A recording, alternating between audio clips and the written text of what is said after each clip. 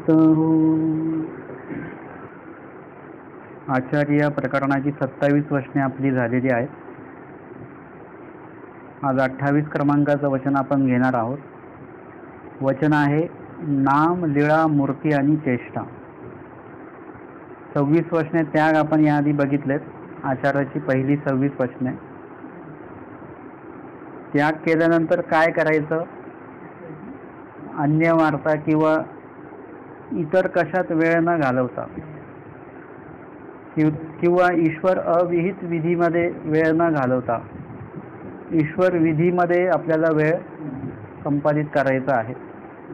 आणि यासाठी आधी तुम्हाला त्याग करावा लागेल। या संदर्भामध्ये 27 क्रमांकाचं वचनाचं जे विश्लेषण आपण बघितलं त्याच्यामध्ये याचं विश्लेषण सुद्धा आपण बघितलेलं होतं की त्याग हा सगळ्यात आधी आवश्यक भाग आहे।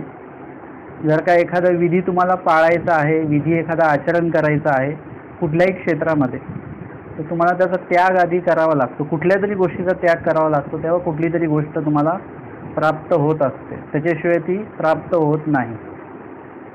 आपल्याला आज प्रवचन ऐकायचं असेल तर आपल्याला घराचा त्याग करावा लागेल, किंवा तुम्ही घरी बसून ऐकत असाल एखादं काही प्रवचन, तर तुम्हाला तुमच्या इतर काही गोष्टींचा तेवढ्या वेळासाठी त्याग करावा लागतो। तसंच आहे की ईश्वर विहित विधी करण्यासाठी सुद्धा तुम्हाला काय करावं लागेल, काही विशिष्ट गोष्टींचा त्याग तुम्हाला करावा लागेल। महानुभाव पंथामध्ये तर परिच्छेद असा सुद्धा शब्द आहे। परंतु हा सगळा त्याग करत असताना ज्या गोष्टींचा आपण त्याग केलेला आहे त्या गोष्टींमध्ये कायमस्वरूपी किंवा तेवढ्या वेळ का होईना आपली आसक्ती जी आहे ती आसक्ती आपली असता कामा नये। मुळामध्ये म्हणजे कायमस्वरूपीच आसक्ती नको आहे। ज्याने स्वदेश स्वग्राम संबंधियांचा त्याग केलेला आहे त्यांची आसक्ती तर कायमस्वरूपीच निघून गेली पाहिजे त्याच्यातनं। परंतु तुम्ही एक विशिष्ट वेळासाठी जर का प्रवचन ऐकायला येत आहे किंवा स्थानवंदनाला तुम्ही जात आहे, एक दिवस प्रवचनाला तुम्ही 1 तास 2 तास येता, तर तेवढे 2 तास आपली प्रपंचाविषयीची आसक्ती आपली नसली पाहिजे, प्रपंचाविषयीची आठवण आपली नसली पाहिजे। लागले पण चिंता या गोष्टी कमीत कमी तेवढ्या 2 तास तरी आपल्याला नको असल्या पाहिजेत, म्हणजे तेवढं ते आपल्याला पाळता आलं पाहिजे। म्हणजे हे काय आहे की तुमचं 2 तासाचं एक सध्याचं तुमची एक सुरुवात आहे।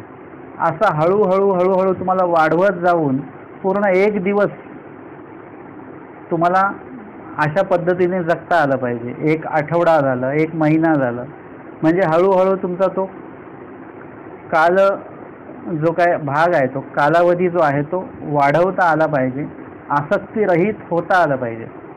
जसं ते मेडिटेशनसाठी जातात तर तुम्हाला लक्ष केंद्रित करायचं असेल, जसं मला लोक विचारतात ना की आमचं लक्ष म्हणजे मनस्थिर होत नाही, तर मनस्थिर होण्यासाठी काय केलं पाहिजे, तर मी सांगतो की मनस्थिर होण्यासाठी मनस्थिर केलं पाहिजे। तर त्याला दुसरा कुठला उपाय, गोळी किंवा विडे वगैरे ठेवून हे कामं होत नाही बरं का। मनस्थिर करण्यासाठी तुम्हाला मनातले सगळे विचारांचा त्याग करावा लागेल।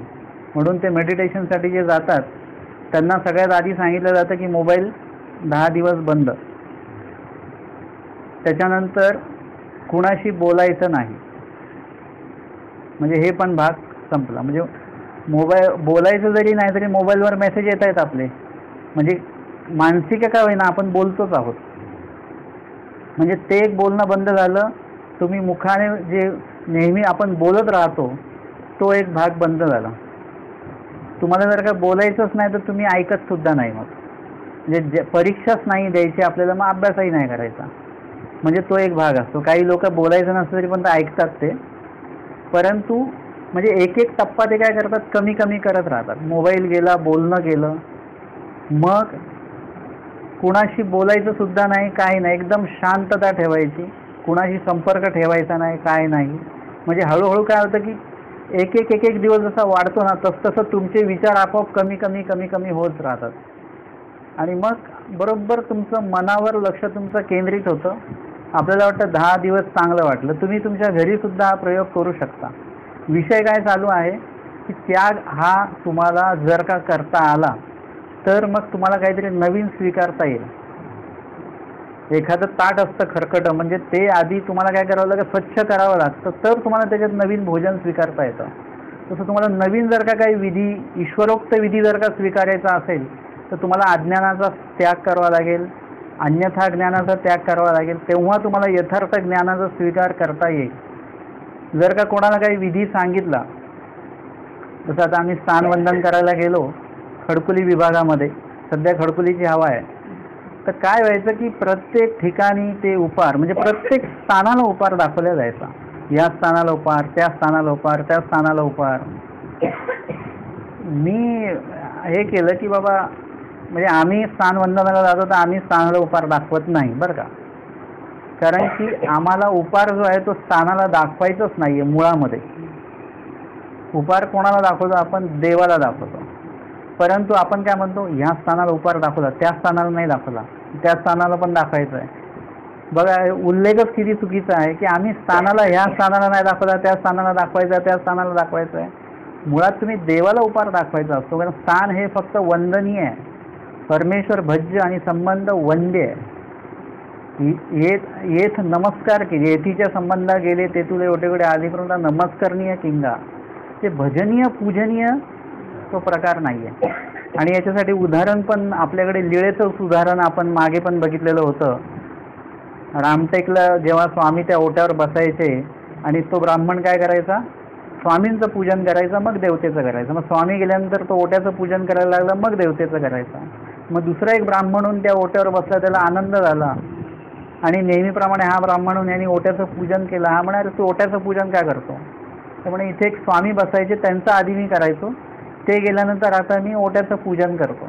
आपली परिस्थिती सध्या ती आहे, जेव्हा स्वामी असायचे तेव्हा आपण स्वामींचं पूजन करायचो, आता स्वामी गेले आता आपण ओट्यांचं पूजन करतो. परंतु लीळेमध्ये दोन भाग आहेत, आपण फक्त एकच भाग बघितला. दुसरा भाग असा आहे की तो ओट्यावर बसलेला ब्राह्मण, त्यांनी हे जेव्हा ऐकलं तेव्हा तो म्हणाला की स्वामी कुठे आहेत, ते कुठल्या दिशेला गेले काय. आपण हा भाग करत नाही, आपण फक्त काय करतो, हा स्वामी इथे आलेले, करा पूजन, करा बाकीचा विधी, करा उपहार. परंतु तो जो ब्राह्मण आहे, दुसरा ब्राह्मण, त्यांनी स्वामींची माहिती काढली की स्वामी गेले कुठल्या दिशेला, आम्हाला या भूमिकेमध्ये यायचं आहे, की आम्हाला त्या स्थानाचं महत्त्व कळल्यानंतर ते स्थानाचं महत्त्व कुणामुळे आलेलं आहे. तुम्हाला जर का सांगितलं बाबा हे आधी लोखंड होतं, याचं सोनं झालं परिसामुळे, तर मग तुम्ही काय ते लोखंड, ते सोनं घेणार की परिसाची माहिती काढणार? कसली माहिती काढणार? परिसाची माहिती काढणार. तसं आपल्याला परेशाची माहिती काढायची, म्हणजे परमेश्वराची माहिती काढायची. त्या ब्राह्मणाने माहिती काढली आणि तो मनसरला स्वामींना भेटायला आला. अर्थातच अशा काही प्रकारचे अन्यथा ज्ञान आहेत. आता हे जोपर्यंत आपण म्हणजे हे स्वीकारून ठेवलेले ते अन्यथा ज्ञान, याचा जोपर्यंत तुम्ही त्याग करणार नाही तोपर्यंत नवीन तुम्हाला काही येणार नाही. स्थानवंदन केलं पाहिजे, पण स्थानवंदन करत असताना त्या ठिकाणी गेल्यानंतर खूप लोक अशी होती की मी बघितली, आता जायचं फक्त डोकं ठेवायचं मागे यायचं, डोकं ठेवायचं विडा ठेवायचा मागे यायचं, डोकं ठेवायचं विडा ठेवायचा, बस तेवढंच प्रोसिजर आहे. तटस्थपणे तुम्ही कधी बघा, फक्त लोक हा इथे काय झालं, हा इकडे असंच झालं, हां ठीक आहे ठीक आहे, चला इकडे काय झालं, असंच झालं, ठीक आहे, इकडे काय झालं, ते भटोबासांना ईश्वर प्रतीती करवली, अच्छा ठीक आहे, छान आहे. पण ती लीळा माहिती आहे का त्यांना? त्या लीळेचं चिंतन कोणी करून आलेलं आहे का? त्या लीळे संदर्भात कोणी तिथे स्मरण केलं का? काही नाही. कोणी असं काही संकल्प म्हणजे इमॅजिन तरी केलं की ते या काळामध्ये कसं असेल, काय असेल? काही नाही. फक्त वंदन एके वंदन चालू आहे. तर मग लीळा, वास्तविक खडकुलीच्या ज्या काही लीळा आहेत, या खडकुलीच्या लीळा पण एवढ्या महत्त्वाच्या आहेत एक वेगळ्या. त्या खडकुलीच्या लीळेंचं जरी आपण चिंतन केलं, त्या लीळेंच्या माध्यमातून आपण ईश्वराला आठवलं, पूर्ण त्या ईश्वराच्या परिवाराला आठवलं, तिथल्या त्या संबंधित घडलेल्या सेवेला आपण आठवलं, सांडोळ्याची लीळा आहे वगैरे, किती सुंदर सुंदर लीळा आहेत. त्या लीळा जरी आपण नुसत्या आठवल्या तरी ते स्थान वंदन केल्यासारखं गोमटं मिळेल. मी असं काय म्हणतोय, म्हणजे याचा अर्थ असा नाही की तीर्थवंदन बंद करा असा अर्थ नाही आहे. परंतु स्थानाला गेल्यानंतर आपण तिथल्या लीळा काहीच करत नाही, फक्त त्यापेक्षा तिथे लीळा आठवणं देवाला जास्त अपेक्षित आहे. स्वामींना स्वामींनी जे सांगितलेलं आहे की हे देखिले तैसे आठविजे, या ठिकाणी आपण 26 वचने त्याग घेतल्यानंतर आता सगळं त्याग केल्यानंतर करायचं काय, तर पहिलं वचन स्वामींनी सांगितलं 27 म्हणजे स्मरण चालवायतलं पहिलं वचन हे देखिले तैसे आठविजे. स्नान करायला गेल्यानंतर आम्हाला सगळ्यात आधी देव आठवले पाहिजेत की या ठिकाणी परमेश्वराची काय लीळा आहे, स्वामी कुठे बसले होते, कसे बसले असतील, भक्तिजन कुठे असतील, एक काहीतरी असं तुम्ही एक मनामध्ये तुम्ही हे केलं पाहिजे, दृश्य ते समोर आणता आलं पाहिजे. तेव्हा ती लीळा त्या ठिकाणी तुम्हाला घडणार, म्हणजे त्या स्थानवंदनाचं खरं गोमट जे आहे ते तुम्हाला त्या ठिकाणी लाभेल. सगळं काय माहिती आहे का की हे इतकं अंगी भिनलेलं आहे आपल्या की ते आपल्याकडनं सुटत नाही, किंवा जर कोणी सांगितलं हे चुकीचं आहे तर आपला इगो असा असतो की अरे इतक्या दिवस आम्ही चुकीचं केलं का, म्हणून आपण ते त्यागत नाही. परंतु इथे आचाराच्या वचनांचं जे काही या ठिकाणी संकलन केलेलं आहे केशराज भासांनी, तर त्यांची मांडणीच अशा पद्धतीने केली की आधी त्याग तुम्हाला करावा लागेल. जोपर्यंत तुम्ही अज्ञान अन्यथा ज्ञानाचा त्याग करत नाही तोपर्यंत तुम्ही विधीचा स्वीकार करू शकत नाही. त्याच्यानंतर जर का आपण अस्थिपरी या प्रकरणाची जर का मांडणी बघितली तर त्याच्यामध्ये पण विकारशून्य, विकल्पशून्य, स्वभाव मात्रे, निरालंबी म्हणजे त्याग वचनं आधी सांगून टाकलेली आहेत, निषेध वाक्य आधी सांगितली आहेत, आणि नंतर मग स्मरण सांगितलेलं आहे. आधी जर का स्मरण केलं आणि दोष तसेच तर जमणार नाही. आधी दोष त्यागा, म्हणजे दोष त्यागत स्मरण चालू ठेवा, तर मग जेव्हा पूर्णपणे दोष त्यागले जातील तेव्हा पूर्णपणे तुमचं स्मरण जे आहे ते चांगल्या पद्धतीचं होईल, जे देवाला अपेक्षित आहे.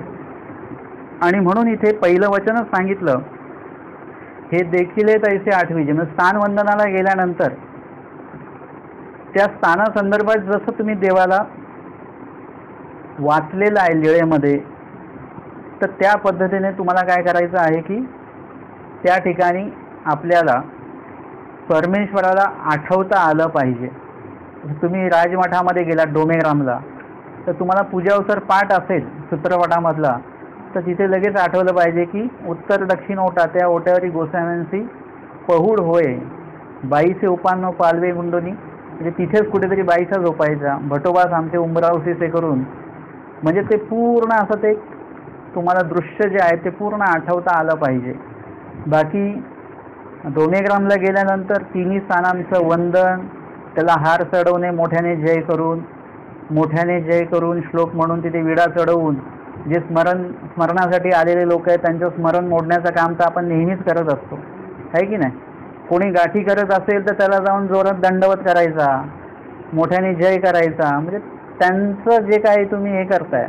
तुम्ही आश्रमात जर का बघितलं पोथी चालू असेल तर तिथे जर का कुणी आलं तर ते शांतपणे, म्हणजे तोंडाने न बोलता एकदम मनातल्या मनातच दंडवत बोलतात, पण हात सगळ्यांना असं दंड, पण मोठ्याने बोलत नाहीत.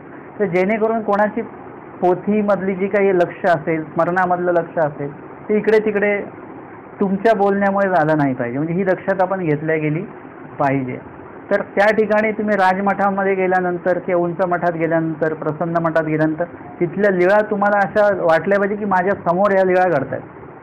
जसं आम्ही 10वीला असताना बाबासाहेब पुरंदरे आलेले होते उल्हासनगर, आम्हाला शाळेतल्या मुलांना सगळ्यांना नेलेलं होतं, मी 10वीला होतो तेव्हा. तर त्यांनी जे काही 3 दिवस व्याख्यान होतं त्यांचं, घोड्यांच्या टापांचा आवाज असेल वगैरे, इतका हुबेहूब त्यांनी सगळं ते दृश्य उभं केलं होतं, फक्त बोलण्याने बरं का, दृश्य काहीच नाही समोर, फक्त शब्दांनी ते एवढं उभं केलेलं होतं की असं वाटत होतं की आपल्या समोरच सगळं काय आहे. तर त्यावेळी आत्ता तर समजा एक वैचारिक प्रगल्भता आहे, पण त्यावेळी 16 वर्षाचं वयामध्ये एवढं काही नव्हतं, तरी पण त्यावेळीच आम्हाला तेवढं उभं झालेलं होतं. तर एकंदरीत आपल्याला अशी लीळा उभी झाली पाहिजे स्थानवंदनामध्ये. तर हे सगळं कधी होणार, जेव्हा तुम्ही बाकीच्या गोष्टींचा त्याग कराल. तुमच्या डोक्यात गेल्यानंतर फक्त विडा ठेवायचा आणि हार व्हायचे आणि फुलं व्हायचे आणि उटी करायची आणि उपार दाखवायचा, एवढंच सगळं जर का डोक्यात असेल तर लीळा आठवायला कोण रिकाम आहे तिथे, देवाला कोणी आठवत नाही तिकडे. आणि म्हणून आम्हाला हे वचन देवाला सांगावं लागलं, म्हणजे हे सगळ्या गोष्टी पुढे घडणार आहेत, म्हणून देवाने आधी सांगितलं हे देखिले तैसे आठविजे. म्हणजे स्थानवंदनाला गेल्यानंतर ह्या गोष्टी आधी आपल्या झाल्या पाहिजेत. आणि मग पुढे सांगतात की नाम, लीळा, मूर्ती आणि चेष्टा. आजचं जे वचन आपण घेतो आहोत ते आहे परमेश्वराला आठवायचं आहे तर नेमकं कसं आठवायचं आहे हे देखील तैसे आठवीजे. या संदर्भातली लीळा आपण मागच्या वेळेस घेतलेली उत्तरार्ध 609 क्रमांकाची लीळा. ही लीळा जी आहे ती आपण निम्मी लीळा घेतलेली होती, ज्यामध्ये महादाईसा स्वामींना विचारतात की जीजी म्हणजे आमच्या गोसाव्यां म्हणजे हे जे काही सांगितलेलं आहे हे देखील तैसे आठवीजे, तर जैसे हे बर्वे रूप तैसे अनेक काही बर्वे असे. जे महादाईसांनी त्या बाह्य श्रीमूर्तीला घेतलं आणि असं सुंदर कुठलं अजून काय आहे का एवढं सौंदर्य, तर स्वामींनी सांगितलं त्रेती सीता बर्वे, द्वापरी श्रीकृष्ण चक्रवर्ती बर्वे आणि कलियुगी हे बर्वे. असं स्वामींनी एक त्यांना अपेक्षित असलेलं उत्तर एकदम देऊन स्वामी मोकळे झाले. परंतु प्रश्न वरवडे होता, म्हणजे फक्त देहासंदर्भात सौंदर्य संबंधात होता. पण महादाईसांना स्वामींना जे सांगायचं आहे ते अजून भीतरातलं सांगायचं, म्हणून स्वामी पुढे सांगतात बाई हे बर्वे नव्हे भीतरी असे ते बर्वे. हा पण लीळेतला हा भाग आपण बघितलेला होता. आणि स्वामी महादाईसा म्हणतात की ते काहीसे न देखीजे, म्हणजे ते स्वरूप जे आहे परमेश्वराचं ते कशाने दिसेल. तेव्हा स्वामी सांगतात बाई जीवाची सकळ संपत्ती ती आ संपत्ती, जीवाची परमेश्वर संपत्ती ऐसे जे प्रगट आहे तै भीतरी जे बर्वे असे ते दिसे. म्हणजे जीवाची सकळ संपत्ती ती आ संपत्ती. आता आपल्याला संपत्ती म्हणून जे जे काय आहे त्या प्रवचनात त्याचं विश्लेषण केलेलं आहे. जे जे काही मूल्यवान आपल्याला वाटतं ते मूल्यवान जे आहे ते मूल्यवान आपल्यासाठी जर का त्याची जी किंमत आहे ती जेव्हा शून्य होईल आपल्या मनामध्ये, तर विकार शून्य, विकल्प शून्य, तसं संपत्ती शून्य. म्हणजे जेवढी काय संपत्ती आहे जर ईश्वरा व्यतिरिक्त किंवा ईश्वर विहिता व्यतिरिक्त जेवढी काय संपत्ती म्हणून आपण मानून बसलेलो आहोत ती सगळी असंपत्ती जेव्हा तुम्हाला वाटायला लागेल, म्हणजे तुम्हाला कशातच, जसं तिसरी विरहिणी आहे, म्हणजे आपल्याकडे मगाशी जसं मी स्थानाचं पण सांगितलं त्याचे पण आपल्याकडे उदाहरणं आहेत. दृष्टांतामध्ये स्वामींनी 3 विरहिणीचा दृष्टांत सांगितलेला आहे. पहिली विरहिणी असे तिचं ते पतीचा निरोप वगैरे आला तरी तिला समाधान वाटतं. दुसरी जी आहे तिला निरोपाने नाही समाधान वाटत, निरोप पण पाहिजे, सोबत पतीने काही वस्तू पाठवलेली असेल तर त्याच्याने तिला बरं वाटतं की हां काहीतरी वस्तू पण पाठवली. तिसरी जी आहे तिला निरोप पण चालत नाही आणि वस्तू पण चालत नाही, तिला असं वाटतं की नाही तेच समोर आले पाहिजे. तसं आपल्याला सुद्धा परमेश्वरच पाहिजेत अशा दृष्टिकोनातनं आपण चाललो पाहिजे. आणि हे जेव्हा तुम्हाला वाटेल त्यावेळेस मला सकळ संपत्ती ती असंपत्ती असणार आहे. आणि याच्यासाठी तुम्ही भटोबासांचं तुम्ही उदाहरण घेऊ शकता. म्हणजे भानखेडीचं जेव्हा निघून गेलेत, त्या वियोग झाला आणि त्यावेळेस भटोबासांना कितीतरी आमिष दाखवल्या गेलेलं असेल, कितीतरी आमिष समोर आला असेल, परंतु कशामध्येच त्यांचं ते भान हरपूर कशामध्येच त्यांचं मन नव्हतं, फक्त परमेश्वरच पाहिजे. भिक्षेला जायचे तर ते चक्रधर द्या म्हणूनच, परमेश्वर द्या, स्वामी द्या म्हणूनच ते करायचे. महादाईसा भेटल्या तेव्हा पण म्हणाले स्वामी आले का, ते म्हणाले नाही स्वामी आहेत ना परमेश्वर रुद्धपूरला. ते म्हणे नाही ते माझे स्वामी म्हणजे श्री चक्रधर स्वामी. म्हणजे त्यांचं जर का परिस्थिती जर का तुम्ही डोळ्यासमोर आणली किंवा तुम्ही थोड्या वेळ जरी जगले 5 मिनटं, आपण असह्य होऊन जाईल आपल्याला. म्हणजे एखादी गोष्ट जी आहे ती आपली आहे आणि ती एकदम सोडून निघून जाते, ज्याच्याशिवाय आपण जगूच शकत नाही. मग तो वियोग कसा असेल आणि त्यावेळेस आलेल्या कितीतरी संपत्त्या आहेत त्यावेळेस असंपत्त्या वाटायला लागतील. जसं आता एखाद्याला फाशी जर का ठरली, नक्की झालं की 8 दिवसांनी मरणार आहे, किंवा अलीकडे कॅन्सरचं प्रमाण जास्त आहे, कोणाला कळतं की कॅन्सर आहे आणि 4थ्या स्टेपला आहे हा, म्हणजे तो व्यक्ती त्याचं मरण निश्चित होतं. अर्थातच तो लगेच मरतो असतला नाही आहे. तुमचं एक कॉन्फिडन्स हे किती आहे, विल पॉवर तुमची किती आहे, आत्मविश्वास वगैरे तुमचा किती आहे, त्यावर तुमचं आयुष्य पुढे होऊ शकतं. परंतु एखाद्याचं मरण जर का निश्चित झालं आणि त्याला मग किती जरी सांगितलं की तुमच्या नावे आम्ही ही प्रॉपर्टी करतोय, त्याला काय त्याचा आनंद आहे का? काही आनंद नाही त्याला. तो म्हणाला कसली संपत्ती आणि कसलं काय, आता सगळं सोडून जायचं आहे. हे जेव्हा कळतं, म्हणजे मी असं सांगतो की एखाद्याचं जेव्हा मरण कळतं तर हे त्याला उलट टेन्शन घेण्यासाठी नसतं, चिंता करण्यासाठी म्हणून नसतं, ते चिंतन करण्यासाठी म्हणून ते उपयोगी लावायचं. की त्याच वेळी मला कळतं की आता माझं काही नाही, संपलं, आता आयुष्य संपलं. म्हणजे जेवढ्या जेवढ्या गोष्टी मी मूल्यवान समजून बसलो त्या सगळ्यात मूल्यवान नाहीत माझ्यासाठी. फक्त मग मूल्यवान काय आहे, परमेश्वर चिंतन. म्हणजे सकळ संपत्ती ती असंपत्ती हे त्याच वेळेला आपल्याला कळतं. म्हणजे ते सांगतात जनक राजाविषयी, ते एका ऋषीने सांगितलं, त्या जनक राजाची मोठी महती होती, ज्ञानी जनक राजा म्हणून. आणि मग एक ऋषी जो आहे, कोणी संन्यासी असेल, तो संन्यासी त्याला जाऊन म्हटलं की रे तू एवढं राज्य उपभोगतो हे ते, आणि तुझं नाव सगळ्यात जास्त होतं आणि आम्ही एवढं त्याग करून बसलेलो आहे, आमचं नाव कोणी काढत नाही आणि तुझंच नाव सगळे काढतात. तर राजाने काय केलं, त्या जनक राजाने म्हटलं ह्यांना आत्ताच्या आत्ता फाशी द्या, 8 दिवसांनी यांना फाशी द्या. आता हे तो संन्यासी जो आला तो गडबडला, कंप्लेंट घेऊन आलेलो होतो आणि हे तर आपलं म्हणजे आपल्या जीवावर बेतलं. हे 8 दिवस त्याला ठेवलं. राजाने सांगितलं 8 दिवस यांना चांगलं खाऊ पिऊ घाला, चांगले चांगले पदार्थ वगैरे येते. मग ते रोज खायला द्यायचे, पण त्याला कसली चव आणि कसलं काय. मग शेवटच्या दिवशी राजाने जेव्हा विचारले फाशीच्या दिवशी, काय मग 8 दिवसाचं जेवण वगैरे कसं होतं, तो म्हणे अरे माझं इथे फाशी होणार आहे मला 8 दिवसांनी, तुम्हाला कसलं जेवण वगैरे विचारतो, मला कशातच काय मन लागलं नाही, काय खातो आणि काय नाही खातो. तर त्यांनी सांगितलं मी काय तुला फाशी वगैरे देणार नाही आहे, तर मला पण माझं मरण माहिती आहे, मला पण माझ्या ज्ञानाच्या हिशोबाने मला माहिती आहे काय, तर मला पण ह्याच्यामध्ये कुठल्याही प्रकारचा उपभोग मी याचा घेत नाही आहे, सुख मी याच्यात घेत नाही आहे. आणि म्हणून हा काय आहे, त्याग कधी घडणार, जेव्हा तुमच्याकडे ज्ञान असेल. ज्ञान असल्यानंतर आपोआपच तो सगळ्या गोष्टी तुम्हाला नाशिवंत वाटायला लागतील. जसं तुम्हाला आता जर का आजच्या काळातल्या पदार्थांच्या निर्मितीबद्दल जर का सांगितलं, मला एकाने सांगितलं की आज ते हे असतात टमाटर जे असतात त्याला पाणी जास्त लागतं, त्याला पाणी कमी लागावं म्हणून त्याच्यावर विशिष्ट प्रकारचं रसायनाचा मारा केला जातो, म्हणजे ते कमी पाण्यामध्ये ते टमाटर चांगले होतात. आता याच्यामुळे काय होणार आहे की ते टमाटर जे लोक खाणार त्यांना कॅन्सर हा होणारच आहे. म्हणजे हे जर काय दुधाचं सांगितलं, सगळ्याच गोष्टीचं सांगितलं, तर तुम्हाला काय खाण्यामध्ये मन राहील का.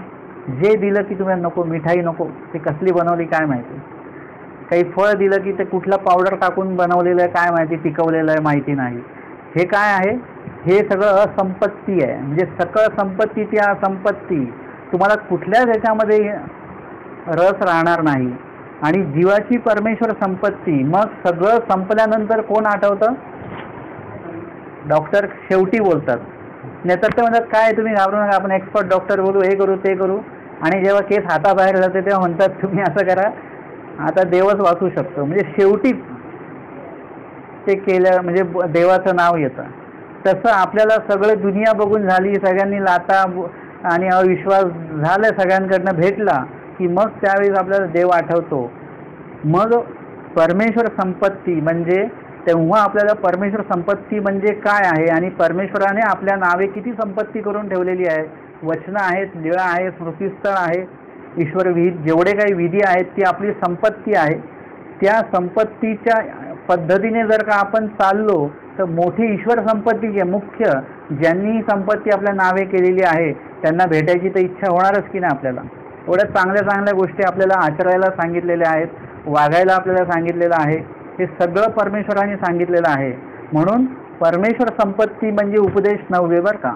परमेश्वर संपत्ती म्हणजे विशेष भेटला मला तर तो 9. परमेश्वर संपत्ती म्हणजे प्रसाद भेटला म्हणजे 9. पण परमेश्वर संपत्ती म्हणजे नुसतं ज्ञान भेटलं म्हणजे 9. परमेश्वर संपत्ती म्हणजे जर का तुम्ही मुळात बघितलं तर नाम प्राप्ती ते करी म्हणजे ईश्वर प्राप्ती ही खऱ्या अर्थाने ईश्वर संपत्ती आहे. कारण त्या ठिकाणी तुम्ही ईश्वराच्या स्वरूपामध्ये पावन होऊन तिथला आनंद तुम्ही घेणार आहात. ही खऱ्या अर्थाने ईश्वर संपत्तीचंही खरा अर्थ हा आहे. बाकीच्या ज्या काही गोष्टी आहेत त्या आपल्याला ईश्वरापर्यंत पोहोचविणाऱ्या वस्तू आहेत. म्हणजे ज्ञान असेल, आचरण असेल, स्मरण असेल, नाम असेल, जे काय असेल ते ईश्वरापर्यंत पोहोचविते ते साधन आहे. आणि खऱ्या अर्थाने साध्य जे आहे ती परमेश्वर संपत्ती आहे. आणि म्हणून हे जेव्हा तुमच्या मनामध्ये येईल, म्हणजे सध्या आपल्याला मानसिक आलं पाहिजे, परमेश्वर संपत्ती आपल्याला जाणवली पाहिजे मनामध्ये, तेव्हा कुठे जाऊन ऐसे जे प्रगटे ते भीतरी असे ते बर्वे असे ते दिसे, तर मग परमेश्वराच्या त्या स्वरूपी पावन होण्याला तुम्ही योग्य ठरता. शाब्द ज्ञानामध्ये जर का तुम्ही हा सगळा असंपत्तीचा भाग जर का तुम्हाला करता आला, मानसिक आहे सकळ संपत्ती ते असंपत्ती जर का करता आली, आणि परत दुसरा टप्पा आहे की जीवाची ईश्वर संपत्ती, हा दुसरा टप्पा पण आपल्याला समजला पाहिजे. नाहीतर एखाद्याला जर का काही जीवनामध्ये काही दुःख प्राप्त झालं की त्याला कळतं की आपल्या जगात कोणीच नाही आहे. बरोबर आहे. मग अशी लोक काय करतात? आत्महत्या करतात. म्हणजे त्यांना या वचनाचा एकच भाग कळला, सकळ संपत्ती ती असंपत्ती एवढंच कळलं, पण या वचनाचा दुसरा भाग आहे की जीवाची ईश्वर संपत्ती. म्हणजे हे कोणाला कळेल? ज्याला ब्रह्मविद्या ज्ञान आहे त्या व्यक्तीला जरी अख्ख्या दुनियेने धोका दिला, परंतु त्याला दुसरा टप्पा लगेच माहिती आहे, त्याला हे सगळं कळतं. जसं आता मी आहे, माझ्या बाबतीमध्ये मी हे बघतो की जर का आपल्याशी कोणी काय असं वाईट वागलं किंवा आपल्याकडे असलेली चांगली वस्तू तिचं काहीतरी नाश झाला वगैरे काही झालं, तर मला हा दुसरा टप्पा एक माहिती आहे की स्वामींनी सगळं सांगूनच ठेवलेलं आहे. कुणीतरी मला म्हटलं की काय असं सगळं उदास चालू आहे. म्हटलं काय झालं? कारण काय कोणीच लोक शब्द दिलेला तोडून देतात, हे करतात ते करतात, अविश्वास करतात.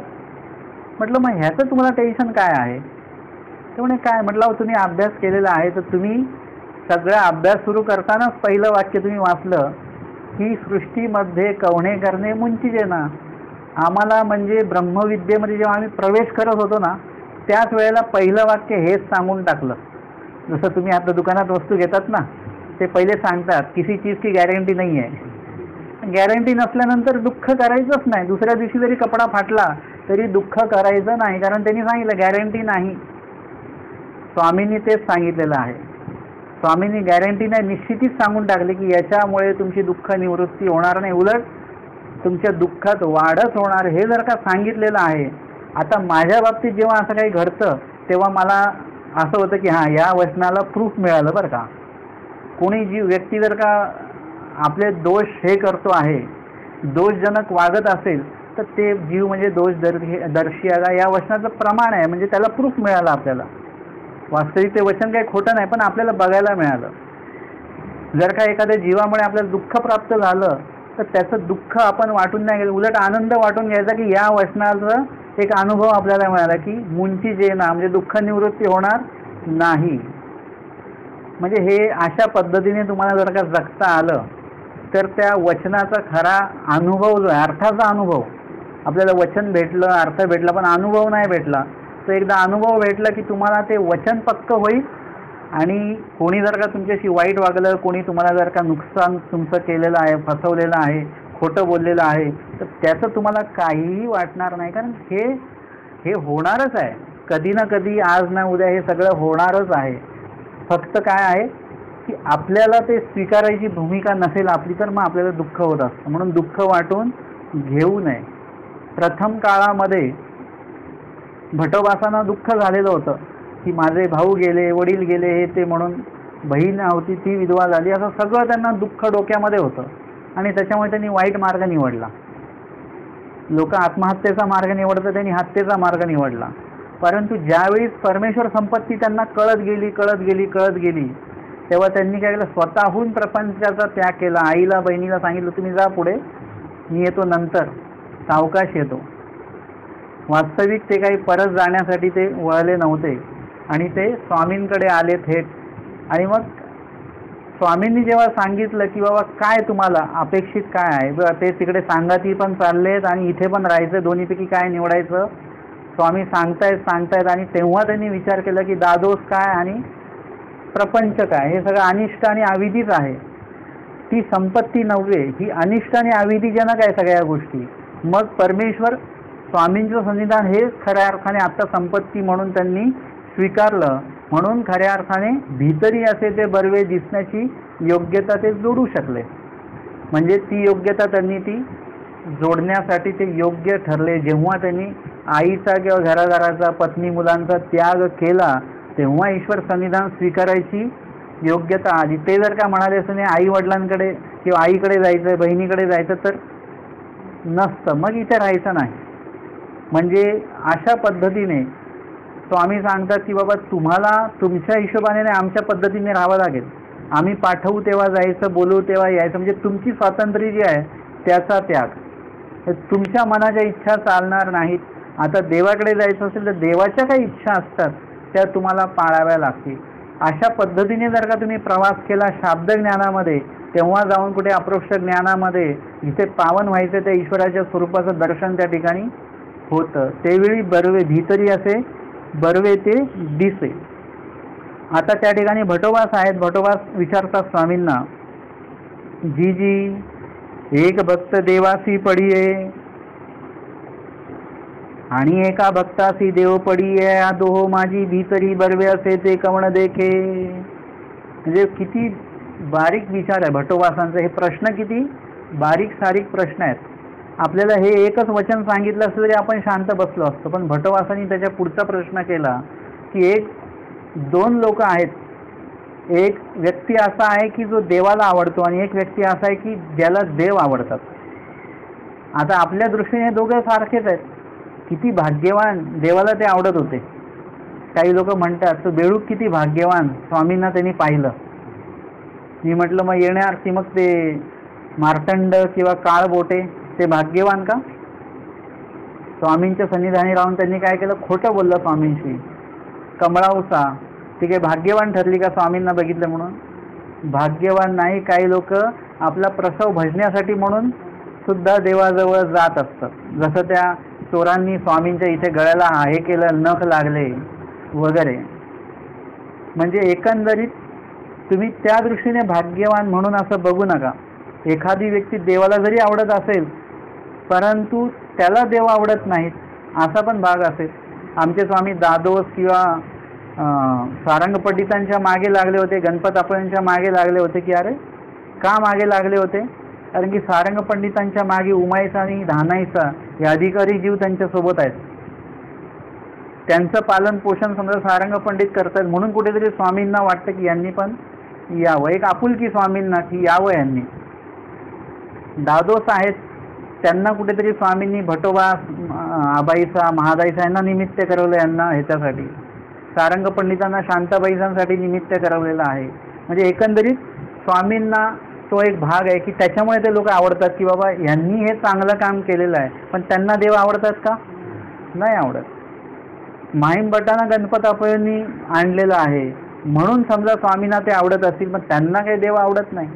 स्वामींना अनुसरा ते म्हणतात. देवा अनुसरल्याशिवाय काही ते म्हणत नाही, ते एथीची खावणी. तर एकंदरीत या ठिकाणी एखाद्या व्यक्तीला देव एखाद्या व्यक्ती जो आहे तो देवाला आवडत असेल आणि एखाद्या व्यक्तीला देव आवडत असेल, त्या दोघांमध्ये चांगलं कोण? स्वामी म्हणतात वानरया देवासी पडिये तयापसी देव पडिये ते निके. म्हणजे एखादा व्यक्ती देवाला आवडतो त्याच्यापेक्षा एखाद्या व्यक्तीला देव आवडतो तर तो व्यक्ती भाग्यवान आहे. देवाला जो व्यक्ती आवडतो तो व्यक्ती भाग्यवान असेलच असं नाही, असू पण शकतो पण असेलच असं नाही. परंतु एखादी व्यक्ती अशी असेल की देवाला तो आवडत नाही पण त्याला देव आवडतात. देवाला ते का नाही आवडत? कारण की त्यांच्याकडे समजा काही दोष असेल. आता जर का आपण बघितलं महादेव राजाचं उदाहरण थोडक्यात आपण जर का घेतलं तर त्याला देव आवडत होते म्हणजे त्याला देवाची भेट घेण्याची इच्छा होती आतोनात. तिसऱ्या दिवशी तर त्याला एवढी आर्तता आली एकदम की आज तो बोलला की राज्य जाव नाही तर जीव जाव काही हो, परंतु आज भेट घेणार म्हणजे घेणार. पण देवाने त्यांना भेट दिली का? नाही दिली. म्हणजे कुठेतरी त्यांच्यामध्ये देवाला भेटण्याची आवड होती पण देवाला त्यांना भेट देण्यात अजिबात आवड नव्हती किंवा काही प्रवृत्ती नव्हती स्वामींची. त्याची कारणं वेगळी आहेत. तर एकंदरीत इथे देवाला एखादा व्यक्ती आवडतोय म्हणजे देव त्याच्यासाठी मागे लागले. दायंबा आहेत आमचे, परंतु दायंबा पण काही अनुसरले नाहीत. म्हणजे असं आम्हाला बघायला मिळतं लिळईमध्ये. आणि एखादा व्यक्ती जो आहे तो देवाला तो आवडतोय परंतु देवाला त्याला देव आवडतात पण देवाला तो व्यक्ती समजा आवडत नाही कारण की त्याच्या कुठल्या तरी दोषामुळे असेल म्हणे कशामुळे असेल जसं तो बैल होता, ते सगळे म्हणाले की बाबा ह्याचे आम्ही मोकळं करू, याला मुक्त करून येता मरेला, तो म्हणजे तुम्ही याची कृत्यकर्मे जाणा ना, म्हणजे तुम्हाला माहिती नाही काय करतो काय नाही. ते देवाला तो आवडत नाही अजिबात. परंतु भक्तजनांना कुठेतरी हे आहे की तर अशा पद्धतीचं काही काही तुम्हाला लीळेंमध्ये आपल्याला बघायला मिळेल. परंतु ही गोष्ट कधीही चांगली, देवाला तुम्ही आवडो ना आवडो, देवाला आपण नाही आवडत. का नाही आवडत? कारण की आपण अशा काही गोष्टी करून ठेवलेल्या आहे, इतकं अवेरण आपण आधी केलेलं आहे. जसं आता पावसाळा आहे, प्रवचनाला न येण्यासाठी पावसाळा चांगला बहाणा आहे की पाऊस पडत होता म्हणून आम्ही आलो नाही. पण ते हे लोक विचार नाही केले प्रवाचक कुठून येतात, कुठून येतात प्रवाचक? खाडी फार करून येतात तिकडून. म्हणजे ते एवढ्या लांबून येऊ शकतात तर आपण पण येऊ शकतो. हे काय आहे? आपण नाही येत म्हणजे एक अव्हेरण आहे. आपल्याला स्मरणाला तर वेळ आहे तरी पण आपण टी व्ही लावून बसलो, एक स्मरणाचं अव्हेरण. आपल्याला पुस्तक वाचायला, लीळाचरित्र वाचायला वेळ आहे पण आपण पेपर काढून बसलो आहोत. हे जे काय अव्हेरण आपण करतो आहोत, या अव्हेरणामुळे देवाला आपल्याविषयी खंत आहे, एक राग आहे आपल्याविषयी. मग आता कधी कधी असं असतं की मुलाचा काहीतरी राग असतो आईला की त्यांनी अभ्यास नसतो केलेला काय, मग त्या मुलगा तो काय करत असतो, आईला थोडंसं खुश करण्यासाठी तो घरातली काहीतरी कामं करत राहतो, आईला विचारून उगाच. तरी आईला माहिती असतं की मग आई त्याला बोलतं तू उगाच मला हे नको करूस, मी काय तुला खाऊ देणार नाही काय नाही आणि मी तुझ्याशी बोलणार पण नाही, तू मगाशी अभ्यास नाही केला. म्हणजे आईचा राग आहे त्याच्यावर, कुठेतरी ममता पण आतमध्ये आच्छादून आहे पण राग आहे. आता आई रागच दाखवते.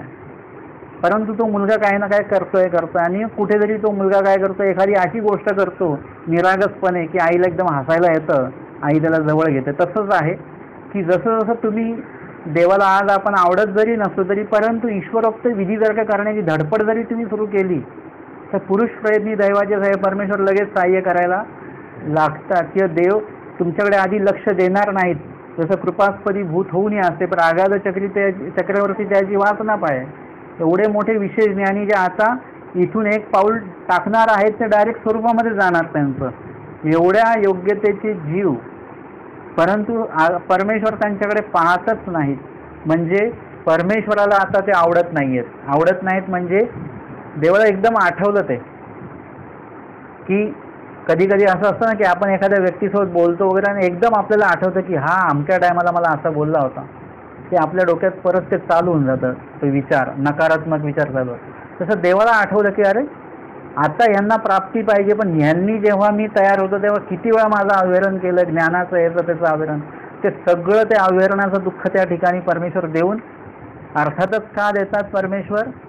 वाईट होण्यासाठी नव्हे. परमेश्वर जे दुःख देतात, परमेश्वर दुःख देतच नाही पण परमेश्वरामुळे जे काही दुःख होतं त्याचाही फायदा होतो आपल्याला.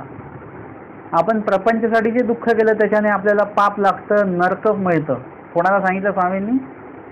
शांताबाईसांना सांगितलं, बाई दुःख न करा, दुःखामुळे पाप आणि त्याच्यामुळे नरक होती.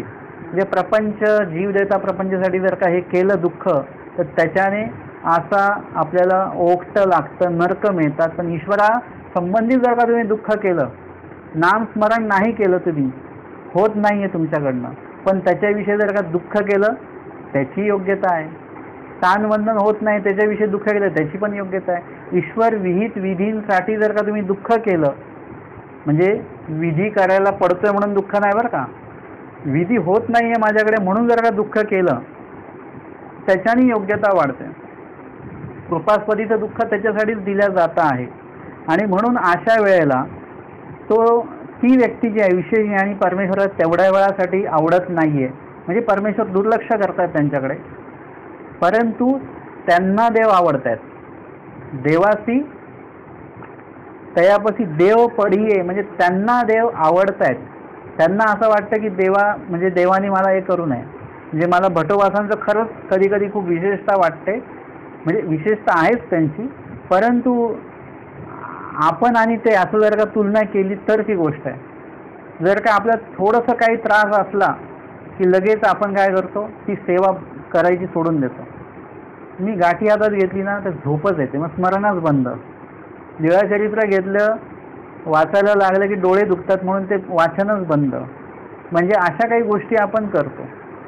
प्रवचनाला बसले की पाठ दुखून येते म्हणून प्रवचनाला येणंच बंद. परंतु भट्टोबास जे होते, भट्टोबासांना स्वामींनी, म्हणजे एवढी मोठी व्यक्ती होती वयाने पण, स्वामींनी शिक्षा पण केल्यानंतर ते शिक्षा पण त्यांनी काय केलेलं आहे, ते स्वामींना एक शब्द उलट बोलले नाही की मी एवढं त्यागून आलो आहे तुम्ही मला मारता, शंभरी दंड देता, माझं पोट दुखते तुम्ही मला दगड व्हायला सांगता. म्हणजे कुठेही नकारात्मक हा प्रकार नाही आहे. कारण की देवाला सुद्धा ते आवडत होते आणि त्यांना सुद्धा देव आवडत होते. देवाने प्रत्येक सांगितलेला विधी त्यांना आवडत होता आणि देवाने प्रत्येक दिलेलं शिक्षा पण सुद्धा त्यांनी आवडीने स्वीकारलं. स्वामी म्हटले की तुम्हाला सगळे दगडांनी मारतील, तुम्ही चुकवायचे ते दगड, ठीक आहे मान्य, सगळे तुम्हाला बुक्केवरी घ्या यांना, म्हणजे सगळ्यांनी यांना मारा, तुम्ही एकटे आणि बाकी सगळे का, ठीक आहे चालेल. सगळ्यांनी म्हटलं सांडवा बांधा, चालेल, पोहून या एवढ्या पावत्या बांधा, चालेल.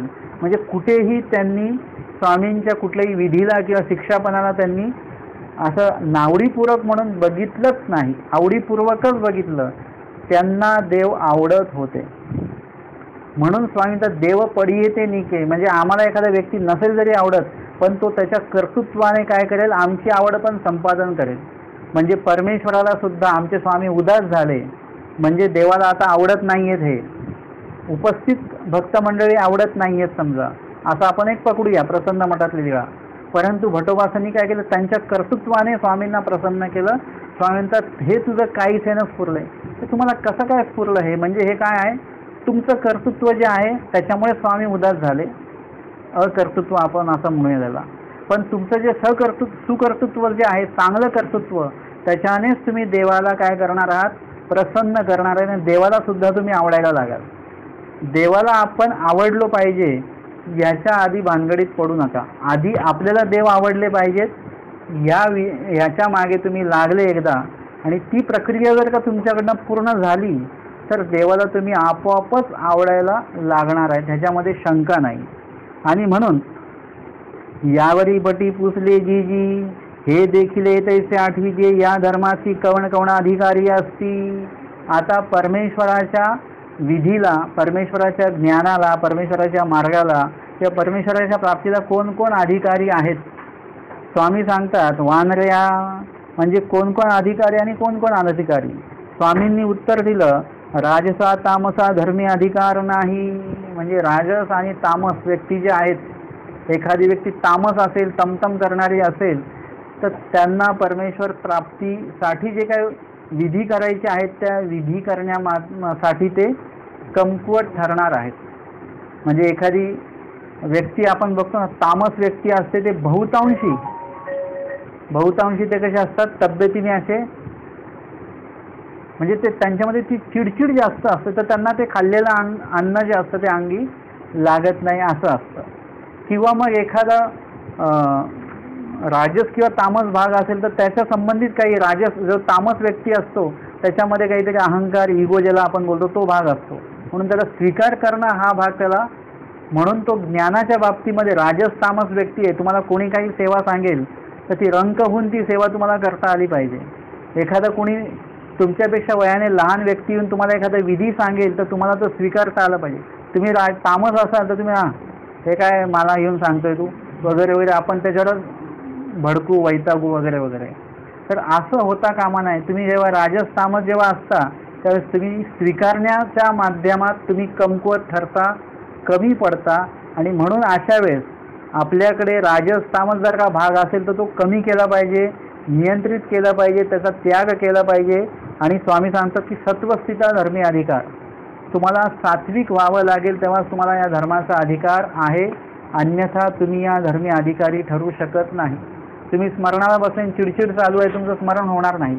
पण सात्विकता असेल तर तुम्हाला आपोआपच एक एक नाम म्हणजे नाम तुम्हाला आठवेलच, एक एक लिळा तुम्हाला आठवेल, वचन आठवेल, तर संदर्भातलं निरूपण तुम्हाला आठवेल, असं सगळं आपोआप तुम्हाला आठवत राहणार आहे.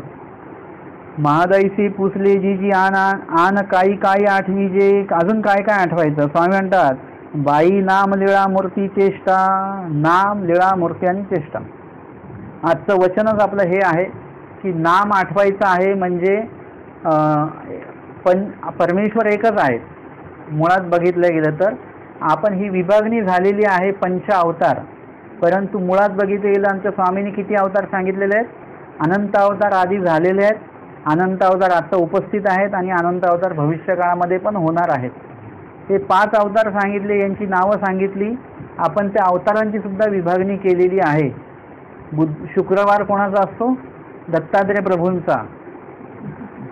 आता आमच्या स्वामींनी इतकं मोठी गोष्ट सांगून ठेवलेली आहे आणि आम्ही नुसतं शुक्रवारच दत्तात्रय प्रभूंच्या नावे का केलेलं आहे? आमचे स्वामी सांगतात चतुर्युगी अवतार. अरे 4 युगच त्यांचे आहेत सगळे, आणि आम्ही त्या 4 युगांमधलं पण एका महिन्यातला, एका आठवड्यातला एक शुक्रवार फक्त त्यांच्या नावे, आणि 1 महिना मार्गशीर्ष महिना. आणि आमच्या स्वामींनी एवढं अगाधत्व सांगून ठेवलंय की चतुर्युगी अवतार, सगळे 4 युगांमध्ये त्यांचं कर्तृत्व आहे, त्यांचा अवतार आहे, अवतार कार्य आहे. आणि आम्ही त्यांना एक शुक्रवार आणि एक मार्गशीर्ष महिन्यामध्ये बसवून दिलेलं. बस असं जमेल का? नित्य व्यापक परमेश्वर हे वचन ज्याला माहिती आहे तो परमेश्वराला एका दिवसात, एका तासात आणि एका महिन्यात, एका वर्षात असं बसवणारच नाही. नित्य व्यापक म्हणजे नेहमीच परमेश्वर आहेत, आणि ते पण कशात? व्यापक आहेत, सगळीकडे आहेत. ते इकडे आहेत आणि तिकडे नाही आहेत, अशातला भाग नाही आहे. हे वचनांचे असे अर्थसुद्धा समजून घेतले पाहिजेत आपण. आणि म्हणून आपल्याला नाम घेत असताना, आता इथे आपल्याला लीळा आठवताना कुणाची लीळा आठवायची आहे हे आठवण्यासाठी सोपं म्हणून ते एक नाम साधना आहे. मग त्याच्यामध्ये पण 5 अवतार जे झालेले आहेत ते विशिष्ट जीवांसाठी, कृष्ण महाराज असतील ते विशिष्ट कालावधीसाठी, त्या 5 पांडव आणि तत्संबंधित जीव कोणी असतील. दत्तात्रय प्रभू हे चतुर्युगी अवतार आहेत. श्री प्रभू आमचे ते विशिष्ट 125 वर्ष त्यांनी राज्य केलं, त्या विशिष्ट जीवांसाठी म्हणून त्यांचा अवतार तो आहे. चक्रपाणी महाराजांचा अवतार विशिष्ट जीवांसाठी तो आहे. आमच्या स्वामींचा जो अवतार आहे तो एका सृष्टीमध्ये एकच होत असतो. उद्धरण व्यसनी अवतार आहे, तो एका सृष्टीमध्ये एकच होतो. परंतु आम्ही काय म्हणतो, बरं झालं ते उदयनाथांनी आमच्या स्वामींना आयुष्य दिलं म्हणून स्वामी 1 वर्ष जगले, नाहीतर मग काय झालं असतं 100 वर्षात स्वामी, हाच अर्थ होतो बरं का त्याचा. मी फक्त खूप रफली बोलतोय. 100 वर्षात स्वामी गेले असते. परंतु ह्याच्या मागे बोलण्याचं हे एकच भाग आहे हा, की उदयनाथामुळे आमच्या स्वामींना 1000 वर्ष राहता आलं, हे किती मोठी शोकांतिक आहे. म्हणजे अशा प्रकारचे विचार आम्ही करतोय मुळामध्ये. म्हणजे आमच्या स्वामींनीच त्यांना एक्सचेंज ऑफरमध्ये ती विद्या दिली आहे. त्यांची तुटकी फुटकी विद्या घेऊन त्यांना पूर्ण विद्या स्वामींनी दिली. आयुष्य स्वामींना त्यांनी नाही दिलं, स्वामींनी त्यांना दिलेलं आहे. आणि परमेश्वराला आयुष्याची गरज नाही. आता सांगितलं जातं एका सृष्टीमध्ये एकच उद्धरण व्यसनी अवतार होतो, आणि तो एकदा झाला की तो सृष्टीपर्यंत नित्य असतो. हे सांगणारे आपलंच तत्वज्ञान आहे. आणि आपल्या जगातनं परत अशा प्रकारचा वेगळा निर्णय सांगितला जातो, हे चुकीचं आहे. म्हणून आमचे स्वामी कोणी त्यांना विद्या देव ना देव, ते काय होणार आहे, सृष्टीपर्यंत ते अवतार नित्यच आहेत. आणि परमेश्वराला किती दिवस अवतार घ्यायचा. आता मी त्या अशा लोकांना प्रश्न विचारतो की दत्तात्रय प्रभूंना कोणी विद्या दिली कुठली, की ते चतुर्युगी कसे काय राहिले, त्यांना का नियम नाही आहेत. म्हणजे हा परमेश्वराचा वैयक्तिक प्रश्न आहे, किती दिवस थांबायचं नाही थांबायचं. तर आता आपल्याला नामवाईज जर का लीळा आठवायची, आता तुम्हाला हे करावं लागेल की लीळा सांगा. मग मी म्हणेन की कोणाची लीळा सांगू, मग तुम्ही कोणाचं तरी नाव घ्याल 5 अवतारांपैकी. दत्तात्रय प्रभू असं नाव घेतलं तर मी दत्तात्रय प्रभूंच्या लीळा मी सांगणार. म्हणजे एकदा नाम घेतलं चक्रधर स्वामी की नाम, आणि पुढे काय येणार लीळा. आणि लीळा ही मूर्ती संबंधित असते कधी पण, की बरोबर आमच्या स्वामींनी काय केलेलं आहे की एकांकामध्ये स्वामींनी श्रीकरामध्ये भिक्षा मागितली, म्हणजे लगेच श्रीकर आले. नाम आलं म्हणजे अवतार आले, अवतार आले की लगेच लीळा आली, लीळा आली की लगेच श्रीमूर्ती आली. आमचे स्वामी बीजे केले म्हणजे श्रीचरणाने. आमच्या स्वामींच्या भाळ प्रदेशी स्वेदाचे बिंदू बिंदू आले असती म्हणजे काय झालं, तिथे स्वामीचा तो भाल प्रदेश म्हणजे श्रीमूर्ती, श्रीमुख हे सगळं आलं. म्हणजे नाम, लीळा आणि मूर्ती आणि चेष्टा. आता चेष्टा म्हणजे काय, की इथे सांगितलं जातं की लीळा म्हणजे चेतनेशी आणि सहेतुका. चेतन पदार्थ जे आहेत म्हणजे जीव असतील, पशुमधले, पक्ष्यांमधले, मनुष्यांमधले, यांच्या संबंधित जे परमेश्वर एखादी गोष्ट करतात, प्रक्रिया करतात, काहीतरी कार्य करतात, की सहेतुक म्हणजे काहीतरी हेतू असतो परमेश्वराचा, त्याला लीळा असं म्हणतात. आणि चेष्टा म्हणजे जडेशी आणि निर्हेतुका म्हणजे जड पदार्थांशी केल्या जातात. जसे आमचे श्री प्रभू जे आहेत ते दगडाच्या गायीशी वगैरे खेळायचे. 12 घोडे आहेत, ते पाषाणाचेच होते सगळे, तर त्याच्याशी खेळ क्रीडा करायचे, त्याला म्हणतात चेष्टा.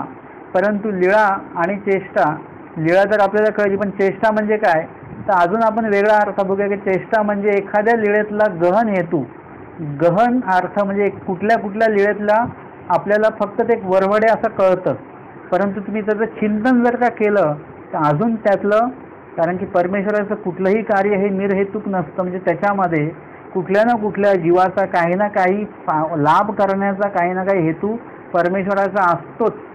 म्हणून कुठलीच परमेश्वराची लीळा ही निर्हेतुक नसते किंवा कुठलाही हेतू प्रवृत्ती नसताना ती केल्या जाते अशातला भाग नाही. कोळविहिरीचा कंटक, आमचे श्रीप्रभू धावत गेले, भोजन चालू असताना अचानक कुठून धावत गेले आणि तो काटा जो आहे तर त्याच्यामध्ये सांगतात की ते काय होतं, जडत्वीचा जीव होता असं सांगितलं जातं. आमचे स्वामी बेलापुरीला वजरी घासत होते, त्याच्यातही सांगतात ते काही उगाचच ते स्वामी करत नव्हते, ते त्याच्यामध्ये कुठेतरी तो जडत्वीचा जीव होता असं सांगितलं जातं, हेतू सांगितला जातो. म्हणजे अर्थातच हेतू सांगा की नको सांगा, पण परमेश्वराचं कुठलंही कार्य निरर्थक नसतं. आपल्यासारखं नाही की काय आता कंटाळाला बसून त्याला फिरून या थोडंसं, निरर्थक आपण फिरायला जातो. 4 लोक बोलत असतील तर निरर्थक आपण त्याच्यामध्ये बोलतो, आपल्याला कोणी म्हटलेलं नसतं की बोला वगैरे, हे आपण निरर्थक गोष्टी करत असतो. परमेश्वर कधीही व्यर्थ आणि निरर्थक काहीही करत नाही, काहीतरी त्याचा अर्थ असतो, म्हणूनच ते त्या ठिकाणी ते कार्य करण्यासाठी उपस्थित होत असतात. महादाईचे पुसले जी आन काही काही आठवीचे, स्वामी म्हणतात बाई नाम लीळा मूर्ती आणि चेष्टा हे आपल्याला आठवता आलं पाहिजे. म्हणजे सकळ अन्यथा ज्ञानाचा अज्ञानाचा त्याग केल्यानंतर, अविधींचा त्याग केल्यानंतर विधी म्हणजे परमेश्वराला आठवायचं. आणि परमेश्वराला कसं आठवायचं असा प्रश्न जर का तुम्हाला पडला असेल तर नाम आठवायचं. नाम आठवली की आपोआपच तुम्हाला लीळा आठवेल जर का तुम्ही त्या व्यासंगामध्ये असाल.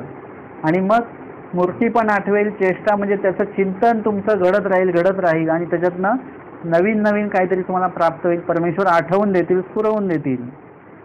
मग विचारलं जातं जी अवघ्याचे स्मरण काही सारखेची किंवा विलक्षण. सगळ्यांचं जे नाम स्मरण आहे ते सारखंच आहे की त्याच्यामध्ये काही भेद आहे. विलक्षण म्हणजे विचित्र, विचित्र म्हणजे विविध, विचित्र म्हणजे एकदम खराब वगैरे असं नाही, विचित्र विविध म्हणजे वेगवेगळ्या पद्धतीचं. जी ते कैसे, स्वामी म्हणतात विलक्षण आहे. ते विचारतात कसं, स्वामी म्हणतात स्मरण अनुस्मरण सकृत स्मरण, म्हणजे नामस्मरणामध्ये एक स्मरण जे आहे ते अखंड आहे, म्हणजे ज्याच्यामध्ये अष्टप्रहर स्मरण सांगितलेलं आहे. भटोबासांचे जे स्मरण होतं ते अष्टप्रहर होतं. अनुस्मरण म्हणजे त्याच्यापेक्षा कमी आणि स्मरण म्हणजे त्याच्यापेक्षा कमी. जसं चांगदेव वटाना स्वामी म्हणतात किती वेळ आठवीचे, 20-30 वेळ याते आठवीचे हो. मग स्वामी सांगतात 10-20 वेळ याते आठवीचे, 7-5 वेळ याते आठवीचे. म्हणजे असं करत करत शेवटी काय सांगतात, 1-2 वेळ याते आठवीचे पर वंदे दिवस जाओ ने दीजिए. म्हणजे स्मरण, अनुस्मरण आणि सकृत म्हणजे 1-2 म्हणजे कमीत कमी 3 तास, 24 तासामधला 1 प्रहर तरी तुम्हाला देव आठवता आला पाहिजे. 3 तास म्हणजे सकाळचे 3 ते 6 आहेत, पण या व्यतिरिक्त सुद्धा तुम्हाला दिवसभरामध्ये बैठक करता आली पाहिजे म्हणा, किंवा कमीत कमी ते सकाळची जी बैठक आहे त्याच्यामध्ये तरी तुमचं स्मरण जे आहे ते त्या पद्धतीचं झालं पाहिजे. स्मरण म्हणजे नुसतं गाठीचे मनी ओढणे नाही, मन ओढलं गेलं पाहिजे तिकडे परमेश्वराकडे. आपण जे स्मरण करतो, गाठी हे करतो, ते नाम जप आहे, ते सुद्धा काही वाईट नाही आहे, परंतु परमेश्वराला जे अपेक्षित आहे ते स्मरण म्हणजे त्याच्यामध्ये नाम लीळा मूर्ती आणि चेष्टा, चतुर्विध दुःख, हे चतुर्विध स्मरण झालं, नाम लीळा मूर्ती चेष्टा. आणि चतुर्विध स्मरणाशी चतुर्विध जे दुःख आहे, निर्वेद अनुताप अनुशोचार्थ, हे सुद्धा त्याच्यामध्ये आपल्याला आणता आलं पाहिजे. येणेसे युक्त जे जर तुम्ही करत असाल तर ते खऱ्या अर्थाने ते स्मरण आहे. बाकी फक्त नामजप आहे. नामजप येण्याअर्थी चांगलं आहे की इतर काही बडबड करण्यापेक्षा आपण देवाचं नाम घेतो आहोत, ही सुद्धा काही वाईट नाही, हे चांगलंच आहे. पण त्यातल्या त्यात जर का त्या स्मरणा म्हणजे त्या नामजपामध्ये जर का नामसुद्धा आलं, पुढे लीळासुद्धा आली, मूर्ती चेष्टासुद्धा जर का तुम्हाला आठवता आली तर अजूनच चांगलं आहे त्याच्यामध्ये. आणि म्हणून स्वामी पुढे सांगतात की तुम्हा शयनासनी भोजनी परमेश्वराची होवावा.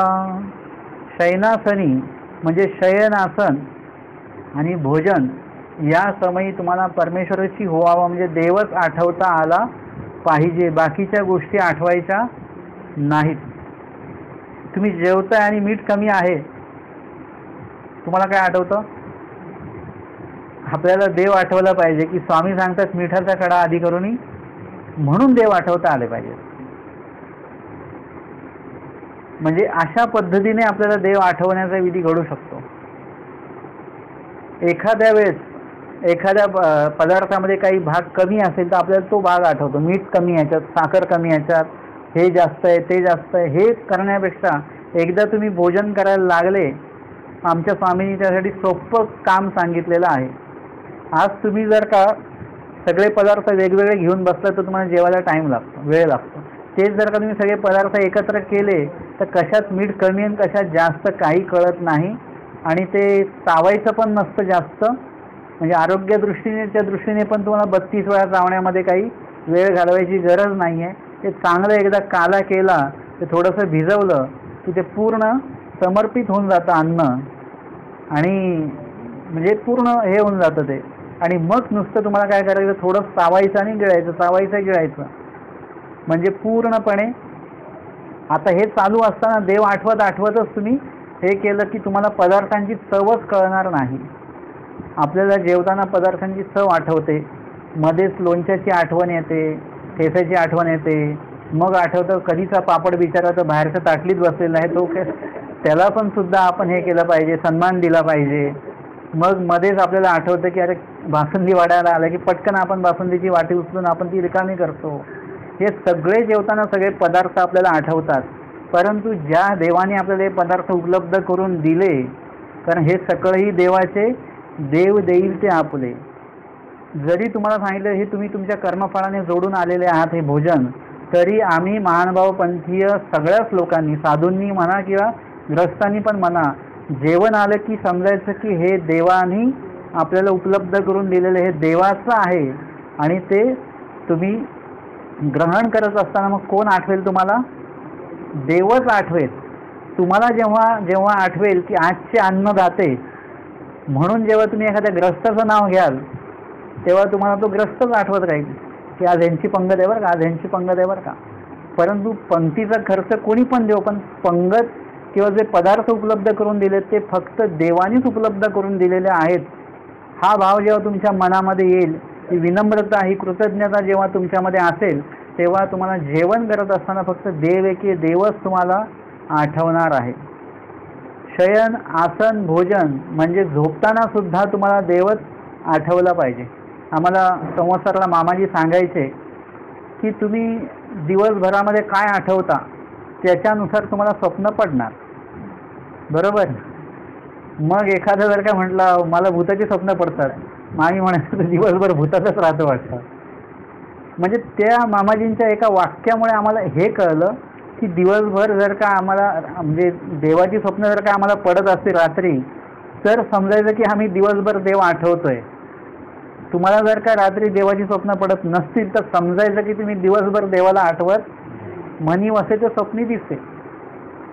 म्हणजे आम्हाला काय करावं लागेल, रात्री देवाची स्वप्न पडावीत म्हणून आमचा दिवस पूर्णपणे आम्ही देवाच्या उपयोगी लावला पाहिजे, तर आम्हाला ती स्वप्न ती चांगली पडतील. म्हणजे शयन म्हणजे झोपताना तर देव आठवता जर का तुम्ही झोपलात तर तुम्हाला स्वप्नसुद्धा त्याच पद्धतीची पडतील की तुम्ही आटण्याला गेलेले आहात, तुम्ही भिक्षा मागत आहात वगैरे वगैरे, अशी स्वप्न तुम्हाला पडतील.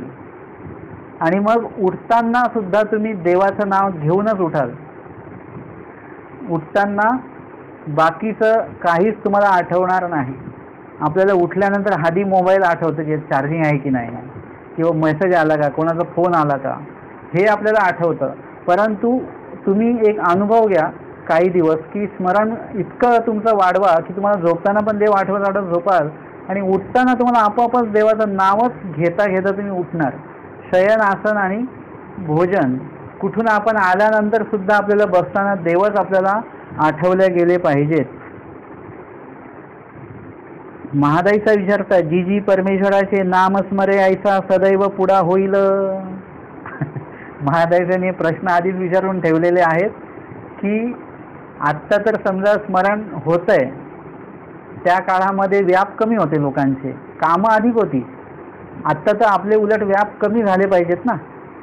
आज आपण जर का एखाद्याला काही निरोप पाठवायचा असेल तर त्याला ते पत्र आणा, मग ते लिहा, मग ते पोस्टात जाऊन टाका, मग त्याला 8 दिवस लागतील, मग 8 दिवसांनी निरोप म्हणजे 16-15 दिवस गेले त्याच्यामध्ये. आता तसं नाही आहे. आता पटकन पाठवता येतं मेसेज आणि पटकन आपल्याला रिप्लाय पण मिळतो. म्हणजे आपलं काम कमी झालं ना का वाढलं आहे? खऱ्या अर्थाने कमी झालं आहे, परंतु ते आपण वाढवून घेतलेलं आहे. त्या काळामध्ये हे काहीच पद्धती नव्हत्या, या सगळं निवांत होतं. हे जास्त काही व्याप नव्हते, कामं भरपूर होते लांब लचक. परंतु जसं आम्हाला सांगितलं जायचं की संवत्सर जर का पोळीची पंगत आली, पुरणपोळी जुन्या काळात, आमच्या आधीची गोष्ट, म्हणजे ते काय माहिती की ते पोळीची पंगत आली म्हणजे ते पाणी उपसावं लागायचं तेवढं. म्हणजे काय समजा अभ्यागत आले कोणी वगैरे तर तेवढं ते पाणी. आत्ताचं कसं मशीन लावली की लगेच पाणी येऊन जातं, पाणी भरावं लागत नाही, आता आपोआप भरतं पाणी. आधीच्या काळात तसं नाही, ते पाणी कुठून तरी आणावं लागायचं. म्हणजे विहिरीत पाणी असेल तर ते उपसावं लागायचं. म्हणजे ह्या सगळ्या कष्ट त्याच्यामध्ये आले. परंतु व्याप तरी पण कमी होता. म्हणजे मानसिक वैचारिक व्याप जो होता ना तो खूप कमी होता. आता वैचारिक व्याप भरपूर झाला. आधीच्या काळात लोक स्थानवंदनाला जायचे बसनी. एका स्थानाला गेले की तिकडे एक मुक्काम ठरलेला आहे, बरोबर आहे. एक मुक्काम केल्याशिवाय पुढच्या स्थानाला जाणंच व्हायचं नाही. आत्ता आपली स्वतःची गाडी आली, आत्ता आपण स्थानवंदनाला गेलो तर व्याप कमी झाला की वाढला? आपण म्हणतो नाही, आजच्या 10 स्थानं तरी झाली पाहिजेत आपली. म्हणजे आपण त्याच्या मागे लागतो आणि आपलं नामस्मरण जेव्हा कमी राहतं. तेच तुम्ही बसनी जा मुक्कामी, तर तुम्ही एक विशिष्ट विधी केला स्थानाजवळ, मग तुम्ही म्हणाल आता काय करायचं, काय इकडे तिकडे बसण्यापेक्षा मग बसू, आता गाठी घेऊन बसू आपण. मग स्मरण चालू राहतं. मग किती वेळ स्मरण करणार तुम्ही? मग तुम्ही म्हणता लीळा काय इथली. मग हळूहळू म्हणजे हे सगळं एक दिवस मुक्काम केला तरच होतं हे. परंतु महादाईसांना माहिती आहे पुढच्या काळामध्ये काही व्याप वाढवणारे लोक येणार आहेत आणि म्हणून अशांचं स्मरण होईल की नाही होईल. आज म्हणजे महादाईसांना असं वाटत असेल की आज स्वामीच आहेत तर आपल्याला स्मरण करणं एवढं मुश्किल आहे. स्वामी सांगितलं लक्ष जाप्य करा, परंतु ते सुद्धा आपल्याच्याने होतंय नाही होतंय. देव आठवण्याचे विधी आजच घडतोय नाही घडतो आपल्याला. तर मग पुढच्या काळामध्ये देवाला आठवणारं कोणी असेल तरी का? जसं आज आपण आहोत, आज आपण एका उंबरठ्यावर आहोत बरं का. सध्या ही जी पिढी आहे ना आपली, ही उंबरठ्याच्या अलीकडची आहे. उंबरठ्याच्या पलीकडच्या पिढीचा तुम्ही आज सुद्धा अंदाज लावू नाही शकत की हे 20 वर्षांनी हे जग काय असेल. तुम्हाला काहीही समजणार आणि तुम्ही ह्याच्यातले बहिष्कृत उमेदवार म्हणून असाल, कोणीतरी सदस्य असाल की तुमचे कुठलीही वैचारिक मतं आणि इथे चालणार नाहीत. आजच तर तुम्ही घरी बोललं तर ते तुमचं मत ग्राह्य नसतं. म्हणजे पुढची पिढी काय असणार आहे हे आज आम्ही अंदाज लावू शकत नाही. म्हणून महादाईसांना वाटलं की पुढच्या काळामध्ये देवाला आठवणारं असं कोणी असेल की नाही. स्वामी म्हणतात बाई तुम्ही बरोबर प्रश्न विचारला की बाई हे स्मरे तू दुर्लभ. आम्हाला आठवणारे तर खूपच कमी लोक असतील आणि ज्यातल्यात जो आठवेल तो दुर्लभ, म्हणजे एकदमच दुर्लभ असं व्यक्तिमत्व असेल की देवाला सुद्धा आनंद वाटेल. अरे एक माणूस भेटला बा आम्हाला आठवणारा. वास्तविक देव भेटल्यानंतर आपल्याला आनंद व्हायला पाहिजे, म्हणजे देवाचा आनंद, देवाकडनं आपल्याला आनंद आला पाहिजे. पण देवालाच आनंद वाटेल की बरं एक माणूस तरी भेटला एवढ्या ह्याच्यामध्ये. जसं रेगिस्तानमध्ये एखादं पाण्याचं डबकं भेटलं की जो आनंद होतो तो आनंद देवाला होईल, एखादा देव आठवणारा भेटला तर. सर्वज्ञ म्हटले देखिली श्रीमूर्ती आठवी जेते, मूर्ती स्मरण बोली जे. ऐकली श्रीमूर्ती आठवी जेते, भावना बोली जे. जे स्मरण 2 पद्धतीचं झालं. एक सन्निधानी स्थित पुरुष व्यक्ती जे करतात ते, आणि असन्निधान स्थित जे केवळ आहेत. तर ज्यांनी परमेश्वराला आठवलेलं आहे तर त्यांनी जसं आठवलं, जसं त्यांनी बघितलं तसंच ते आठवणं, त्याला मूर्ती स्मरण बोली. म्हणजे मूर्तीला धरून ते स्मरण चालू आहे. आणि एखाद्याने श्रीमूर्तीबद्दल फक्त ऐकलंय, लंब करणं, विशाल नेत्र, आजान बाहू वगैरे, तर मग त्यांनी जे ऐकली श्रीमूर्तीचं वर्णन आणि मग ते आता लीळा आठवतात ते भावना बोली जे. म्हणजे फक्त ते काल्पनिक एक काहीतरी मूर्ती तुमच्या डोळ्यापुढे येणार आहे. भटी पुसले जी देहिक व्यापार आणि वाचिके स्मरण ते पुरुषे किंपर्यंत करावे जी. देहिक व्यापार म्हणजे सेवादास्य, तुम्हा पडल्याची शुश्रूषा म्हणजे तुम्ही केली पाहिजे, किंवा इतर पण आटन विजन वगैरे तो काय भाग सांगितलेला आहे. आणि वाचिके स्मरण म्हणजे तुम्ही बाकीचे विधी करता पण वाचिके स्मरण हे तुम्हाला करावंच लागेल, त्याला काही पर्याय नाही. तर हे किंपर्यंत करावे. स्वामी म्हणतात वानरिया पडे तव धावावे मरे तव करावे, म्हणजे तुम्ही जोपर्यंत तुमचा देह पडत नाही जमिनीवर, ज्याला आपण बोलतो ना सगळं आता बेडवरच आहे, तिथपर्यंत तुम्ही विधी केला पाहिजे. विधीसाठी तुम्ही धावले पाहिजेत. अटन करा, विजन करा, दीक्षा मागा, अजून काही काही विधी असतील सेवादासासाठी तुम्ही धावपळ करा आणि मरेतव करावे. आणि आता तुमचं देह जरी पडलं तर तुमच्याकडनं सेवादास्यादी विभाग नाही जमणार, म्हणजे तुमचं शरीर अकार्यक्षम झालं. परंतु मरेतव करावे, वाचिके स्मरण कुठपर्यंत करावं तर मरेपर्यंत, म्हणजे ते बिलकुल बंद झालं नाही पाहिजे. मरेपर्यंत म्हणजे त्याच नाम घेता घेताच आपला मृत्यू आपला झाला पाहिजे, तेव्हा ते अंत्यकालेचे मामेव शरणोक्ता कलेवरम असं ते होईल. जे असे ते देहांती प्रकट आहे. जर का आम्ही याच्यासाठी आयुष्य दिलेलं असेल तर मृत्यूसमयी तुम्हाला देव आठवेल, अन्यथा देव आठवणार नाही. आणि स्वामींनी हे सांगितलेलं आहे. नामस्मरण कुठपर्यंत करायचं, जो जन्मक्षेपी म्हणजे या विधींसाठी, परमेश्वर विहित विधींसाठी जो आपला जन्म क्षेपणार आहे, क्षेपलं पाहिजे. आणि जो जन्म क्षेपेल त्याला पुनर्पी परमेश्वर भेट देणार आहेत. तर आजच्या सत्रामध्ये आपण आचार्य या प्रकरणाचं 28 क्रमांकाचं वचन अंतसंदर्भातली उत्तरार्थ 609 क्रमांकाची महादाईचा प्रश्ने नाम लीळा स्मरणानुवाद ही लीळा या ठिकाणी आपण आज घेतलेली आहे. दंडवत हो.